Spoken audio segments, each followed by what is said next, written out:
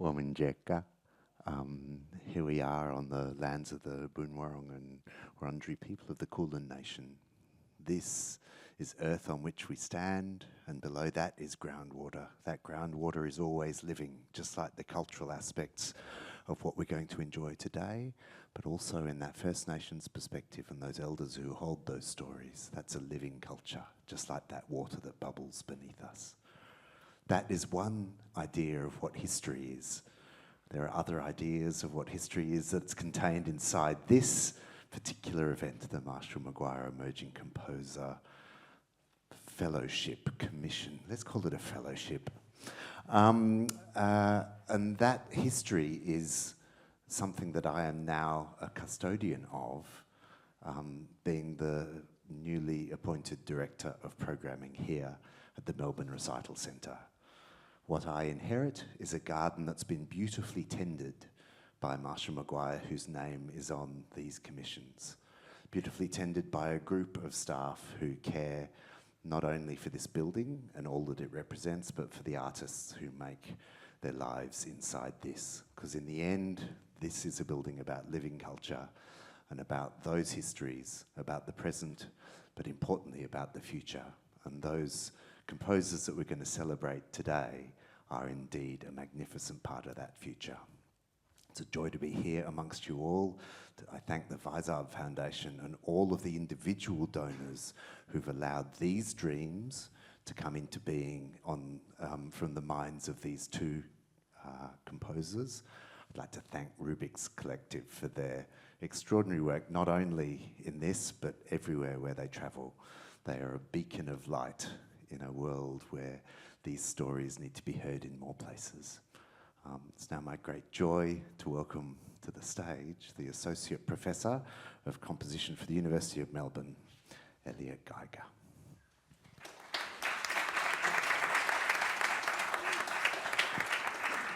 Thank you very much, Ian. I'd like to just introduce the way that this event is going to run and give you a little bit of the history of it in a very brief form. So I teach composition next door in the Melbourne Conservatorium of Music, and although this program is newly christened with the name of Marshall McGuire, and I couldn't think of a more fitting way of labelling it, it's actually been going for about 12 years now. About 12 years ago, the Melbourne Recital Centre came to us and said, we'd like to do something for student composers.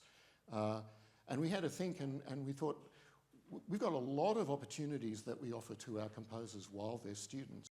What would be really great would be if we could offer them something when they've just ceased being students. So we've set this up as a kind of a graduation award, if you like, that each year we put forward two composers, usually one graduating from undergraduate or honours and one graduating from master's or PhD. They're teamed up with an ensemble to write a commissioned work and have that work premiered in this incredible space next door. So we've had something like 12 years of this program now, 20 odd composers go through it, which is absolutely extraordinary. This year, for the first time, we've decided to put the two pieces on the same program. So you're going to hear two newly commissioned works, but you're also going to get to hear them twice each. So you're going to hear a performance of the work. I'll then speak briefly to the composer, and then we'll hear the work for a second time. It's been an incredible privilege to work with Lilijana and Moses and with the wonderful Rubiks Collective. And so we will start proceedings with the first performance of Lilijana Matičevska's Sproutedness Indicator.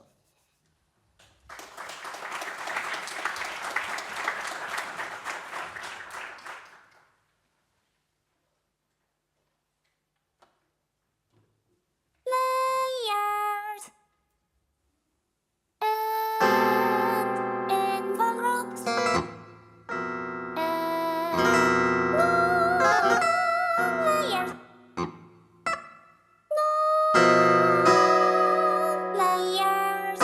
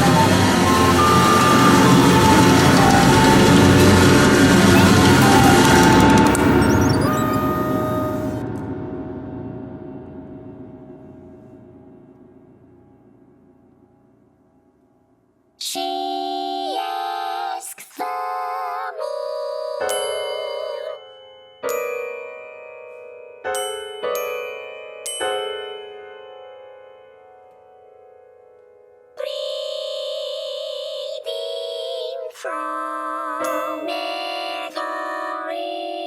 star,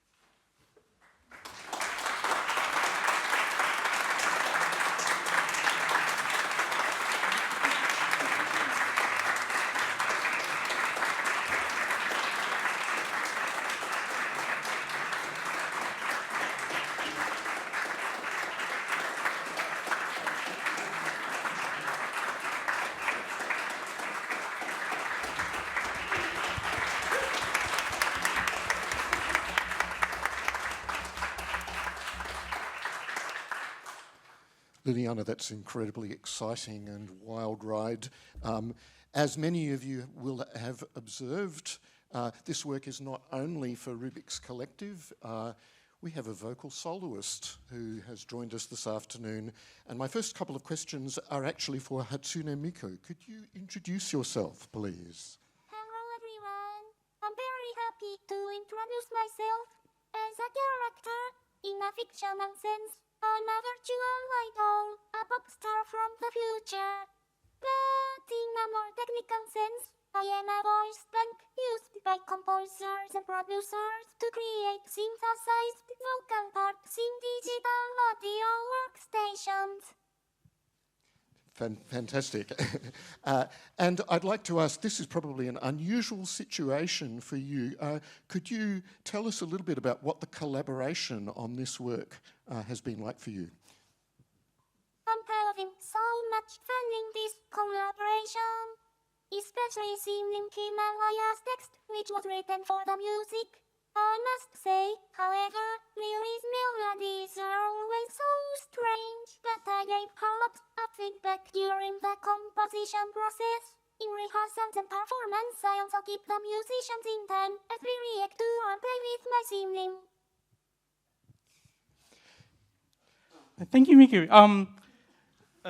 You sound a little bit like Stephen Hawking there a little bit at some point, but that's one of the challenges about actually tuning, as we call it, Hatsune Miku, is that it's very difficult to get a speaking voice out of her. She was actually designed more or less for pop music production, and as a character, this is what she looks like, but what I find really interesting actually is exploring her voice in a more traditionally classical sense, because it comes from such a different world. Especially working in a digital audio workstation, VST instruments, but combining that with live performers such as Rubiks, it's very much a fascinating challenge to find a way to play around a fixed part, which is Miku, which was composed in advance, and then have a very rubato, almost improvisatory texture around her. So that was a fun challenge. I think in some sense, in rehearsals, it was a lot easier having her sing because the musicians bounce off her, react to her in different ways. Before I talk a little bit more about this piece, this isn't the first time you've collaborated with Hatsune Miku, is that right? No, we go back a few years. Yep. I've done a few pieces for her, bits and pieces here and there, for solo instruments. Most recently, I wrote a piece for Cymbalom and electronics played through phone speakers. And part of that included Hatsune Miku for a short segment, and also I've done a few other solo works with Hatsune Miku. But this is the first time I'm really trying to put her in an ensemble setting. which is a challenge in its own right. I remember you were working a few years ago on an opera where she was the lead character, right? Yes, yeah. I think as a character you can go online and you can look a lot. You can look up a lot of things about her. There's a huge internet culture and pop culture element to her as well. And the text of this piece draws on some of those visual cues, such as her hair. One of the other visual motifs that sometimes comes along with her is spring onion or a leek or something like that, which, that actually was a big inspiration for this piece. It's called Sproutedness Indicator, which kind of has a mixture of something organic and I think something mechanical to it as well, or something non-organic, and trying to find some continuum between those two extremes is one of the inspirations, I think. Structurally, it kind of comes from that as well. So you mentioned the fact that you've got the fixed part pre-recorded in advance, but then what the players are working from is a score that actually gives them quite a lot of freedom. So maybe talk a little bit, and we might ask the players too, what that experience has been like in terms of working with a score which is simultaneously extremely constrained because you've got a part that isn't going to move, and then on the other hand allows you a lot of freedom of movement. Sure, I can answer that question. So I'm not sure if we have the score around. We might have the next piece only, but the score for this piece kind of looks like an unbroken stream of notes, and we've got time codes that we can refer to a stopwatch to synchronize with, and we don't have those every second, right? So in between the time codes there is a lot of room to move and freedom, which I think in itself kind of paradoxically gives the impression of intense complexity, because there are moments of like, oh, how could they possibly play that polyrhythm together? It's, if I were to calculate it, it's a 5 against 7 against 10, but all we're doing is kind of playing on our own together, if that makes sense. Yeah, fabulous. One other key question that I've got for you, Lilijana, about this piece is Bach. What part does Bach play in the Hatsune Miku constellation of this piece? Okay, I think, when I think about the way Bach composes on a sense of that he's generating larger structures from small ideas, I guess I think in terms of metaphors, and one of the metaphors I was thinking of was a plant and the self-similar shapes that occur in nature. And, well, not exactly self-similar, because there's always these variations based on where the sun is, based on climate, based on a lot of things, based on what insects are eating it, based on what fungal growths there are. And I find that there's that sense of self-similarity in Bach's music, in that he creates these larger structures from smaller motivic ideas. Like, we have a Bach fugue from the Well-Tempered Clavier, and we have a canon. And a canon is much more strictly repetitive, I guess, in that it's just the same music repeated at different points. But the fugue itself starts off with the main subject, counter-subject, and then it's broken up in different ways, but it all comes back to that initial motivic, melodic idea, and everything is kind of broken out of that. And I think in composition similarly, and I thought, it would be fantastic to actually draw on that metaphor a little bit with this piece of music. And like my music compositionally, the pitch, this is all the nerdy theoretical stuff. It's all based on one 5 or 6 note series, which I then transpose and play retrograde, invert, whatever, like serialism pretty much. But to me, that's a very similar kind of process. You're creating a larger structure from a very small sprout, I guess. So that's the link to Bach.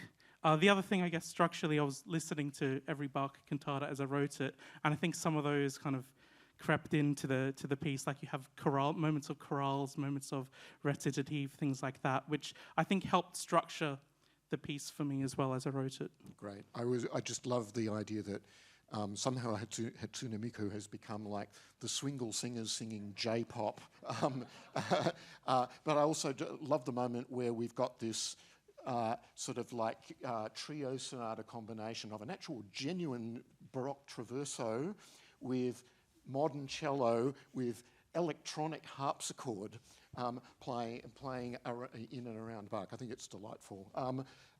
We're going to hear now not the whole of Lilijana's piece again, but about the first third of it, I suppose. Yeah, a sprout of it, I think, yeah. Because, again, that first third is structurally the same as the whole piece as well. So I think that's a good plan. Great.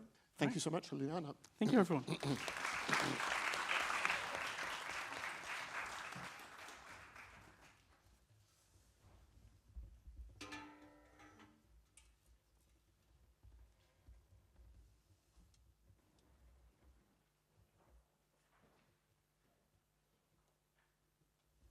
Layers and envelopes and layers, layers and envelopes.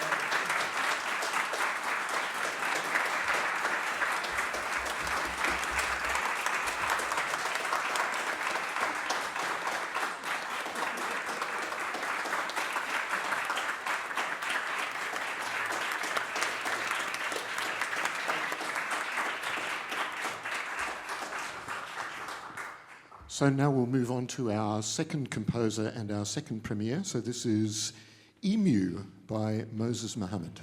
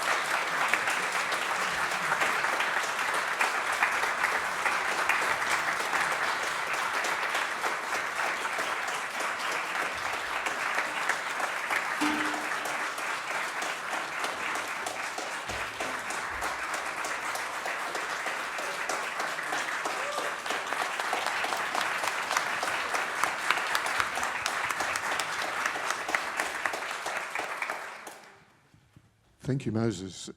Tell us about emus. Well, hello, hello. So yeah, this is a hard, weird story to tell, but I grew up on an emu farm. It's no other way to say that. Yeah, it's like I say farm, but it was a property out in, just on the edge of the wheat belt in Western Australia. And my family lives out there with a bunch of birds and sheep and alpacas and bees and all sorts of animals. And yeah, we have a small flock of emus that we more or less just keep because they're fun to have around and they roam around the property, and they've been a part of my life from day one, I guess, as far as I remember. And yeah, so a lot of my childhood memories are around those emus. And yeah. I think I can hear the emus in the music, but can you talk about how you see the relationship between the music and the emus?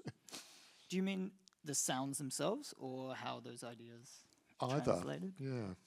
There are some direct translations of the sounds. The emus make this really interesting, it's like a throat, kind of like gunk, gunk, gunk sound.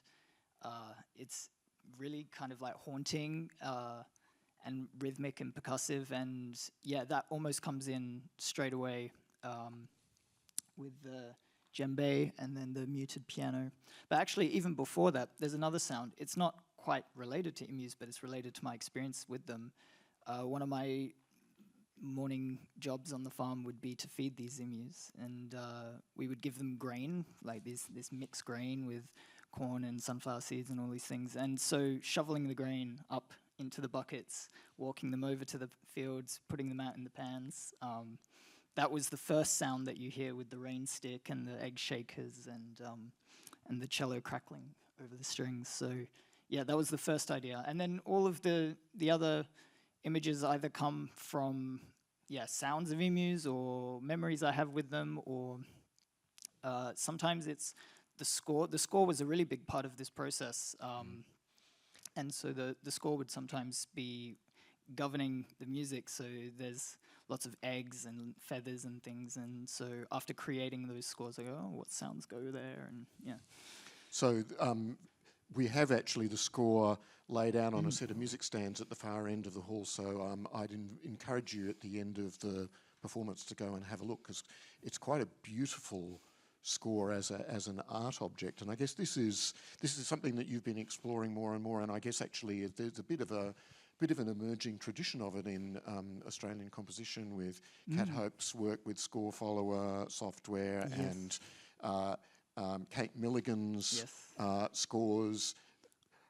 How do you work with that? How do you find your compositional voice, let's say, through using that sort of way of communicating with players? Well, with graphic scores, you can kind of you can govern as how much control or agency you have as the composer over the music. Traditional notation is pretty instructive in what the musicians do, and you can get really, really specific. And I guess graphic score, you can also get very specific, but I feel like graphic scores are more typically used to kind of liberate composer agency and kind of give the players more ability and control over the sounds. And so what's been really interesting is, as I'm getting better with navigating the software side of it and all of that, but just trying to decide where I want the control to sit. Do I want to give do I want to give lots of agency to the musicians, or do I want to kind of sculpt it a little bit more? And it varies from piece to piece, and I think it depends on the ensemble I'm working with. And yeah, with Rubiks, I know these guys are such good improvisers, and they're so artistic and creative in the way that they play, that I knew I could give them lots of freedom to improvise with the material. So I really do see this piece as a five-way collaboration, because these guys are like improvising with material and transforming and manipulating the score. So I'll ask one of the players in a minute sort of how that comes across from their point of view, but I'm reminded of a great quote from the Polish composer Witold Lutosławski, who allows players fairly limited amounts of freedom compared with this. In certain scores of his, he'll give them like little bits of material that they repeat in free time and so on. And he was once asked about this and like how he sort of thought about the composer's agency, and his response was almost that he'd been through kind of a risk assessment or worst case scenario process, whereby he said anything that basically he says I have no wish to deny responsibility for anything that might happen in a performance of a piece of mine. So basically, if players follow the instructions, if they follow the score and do what's intended, even the worst case outcome is still acceptable, will still be sort of like part of the landscape of the music. That's maybe phrasing it in a slightly sort of, you know, insurance company way of looking at things. But I guess I'm curious, in the process of workshopping or rehearsal, were there ever moments where you found, or where the players found the limits? Did you find something, oh, actually, no, that doesn't quite work, I need to actually give you a bit more instruction? Or were there places where you felt, actually, I need to give you more freedom there because I feel that you know, the music needs that at that point? I feel like this is a better question for you guys. Yeah, maybe. Kaylee, do you want to take that one? Yeah, I can answer that one. We've had a really beautiful process actually with Moses, especially in this past week. We've had some rehearsals where we've done really detailed work, kind of going through each section and really kind of auditioning different sounds we could make, different approaches. Sometimes we've swapped the order of some of the events just to make the section grow in a way that we felt was more organic. So I don't think we've ever felt limited. I think it's just been this really nice process of exploration together. And actually, I think the hardest limit for us has been knowing that we had to work to a time limit today, because we think there's a version of this piece that goes for an hour, and just all of the little worlds that are built in this piece are so beautiful, and we would really happily spend more time in all of them if we had the time. But And I feel like you shouldn't be in the graphic score business if you're not interested in that dialogue with the musicians. Yeah. It's like, and I mean, it's almost like the collaborative, conversational aspect of the music making has kind of drawn me over to graphic scores as a process, rather than being, oh, I really like art and designing. Yeah. Let's see if I can do that with sound. I just love the process, and yeah, I wish we could have had more rehearsals. Just, it's so fun. We're in it has been really fun. Living room, and yeah, and trying out all these different sounds, and even some of the sounds like this cello bowing the spike. We changed it today again, and yeah, because of the microphones. So, but yeah, it's the score kind of allows for all of this variation, and it's cool to hear these pieces twice, because the score is so free that you'll hear a completely different piece now. Yeah. So just before we go to that second performance of Moses' piece, I just to observe that one thing that links these two, in some respects very different pieces, to me is whimsy and affection. They're both so imbued with delight in the source material, whether it be the emus and the sort of the graphic score sort of medium for Moses, or whether it be Hatsune Miku for Lilijana. It's great to hear two sort of young and up-and-coming composers having so much fun. So let's hear Emu for a second time. Thank you, Moses.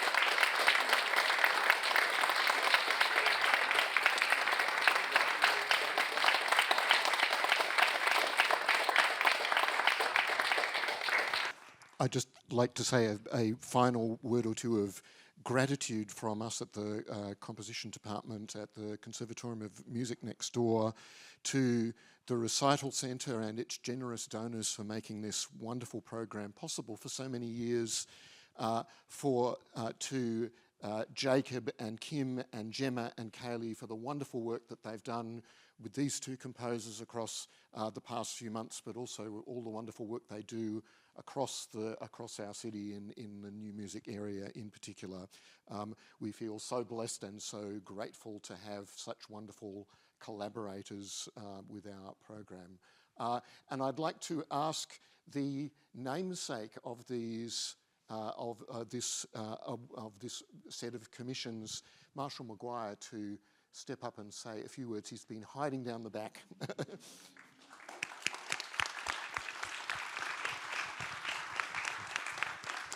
Thank you, Elliot. Thank you, everybody. First of all, a huge thank you to Lilijana and Moses for these beautiful, compelling new musical stories that we've heard today. And thank you also to Jacob and Kim and Gemma and Kaylee for superb performances and your commitment to making these stories live and breathe in such a fabulous way. So thank you. Elliot, thank you to you for teasing out the stories and nurturing these young composers as they embark on their professional journeys. When I was made aware of this naming of this opportunity, it's fair to say I was surprised, but obviously delighted. It's a considerable honour, and some of you will know that making new scores come to life has been part of my professional life for many decades now. And I've said it before and I'll say it again, and it might sound a bit tired, but really without any new music today, we're not going to have any old music tomorrow. So we need to keep reinventing the canon. We need to keep introducing these stories. And it's particularly important, I think, that we hear stories from our time and our place. And I think the stories we've heard today could only come from our time and our place today, and from these two young voices and their particular Australian stories that they're bringing to us. Thank you to all the donors who generously contributed to this. I was a little bit overwhelmed by the support that you've given. No, not a little bit. I was overwhelmed by the support you've given to this new program. You're all friends of the centre, and many of you I consider friends of mine as well, and that's been one of the great joys of having been in this place for a decade, is to come to know you, know what you like, know what you don't like, know what you're looking forward to, and certainly know that you're always going to be here with your ears wide open.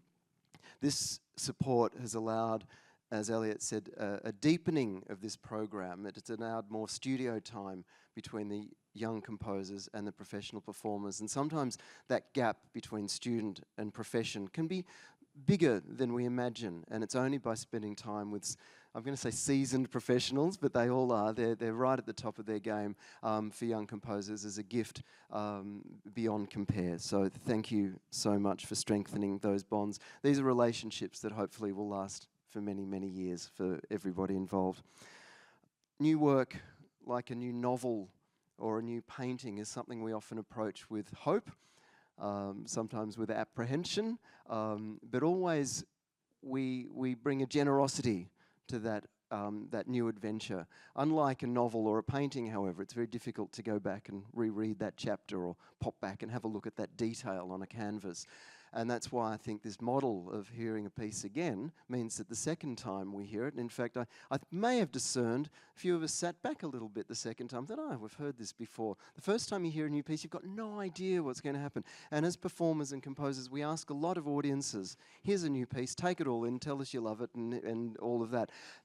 So I hope that you've enjoyed the opportunity to hear a bit behind the ideas, to hear a little bit of the musical ideas, and as I say, many in this room bring a lot of experience.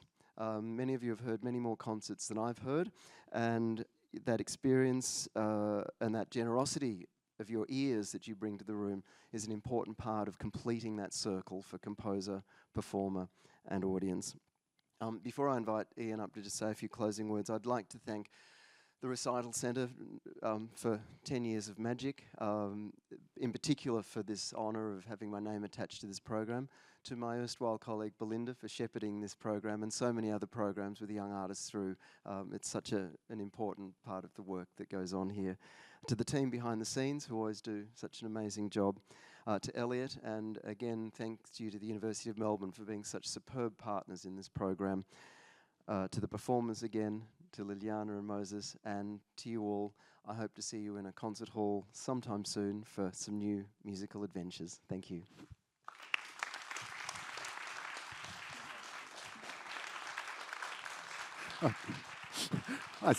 I spend my life wandering around this building going, who are you? I go, I'm new Marshall.